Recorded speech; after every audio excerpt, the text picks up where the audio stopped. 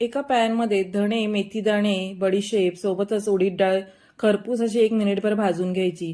हे सगळे जिन्नस थंड करून मिक्सरमधून बारीक वाटून घ्यायचे। आता 2 वाटी तांदळाचं पीठ, पाव वाटी रवा आणि पाव वाटी गव्हाचं पीठ घेऊन यावर तयार केलेली पावडर घालायची। चवीप्रमाणे मीठ आणि हळद रंगासाठी घालून घेतलेली आहे। यावर आता 2 वाटी इतकं गरम केलेलं पाणी घालून घ्यायचं। हे पीठ मिक्स करून एक 5 मिनिटं आपल्याला झाकून ठेवायचं आहे। त्यानंतर याचा गोळा तयार करायचा। या पद्धतीने यामधील एक छोटा गोळा तयार करून त्याचा आपल्याला वडा थापून घ्यायचा आहे। इथे आपण भाजणी न करता पिठांचा वापर करून इन्स्टंट कोंबडी वडे तयार केलेले आहेत।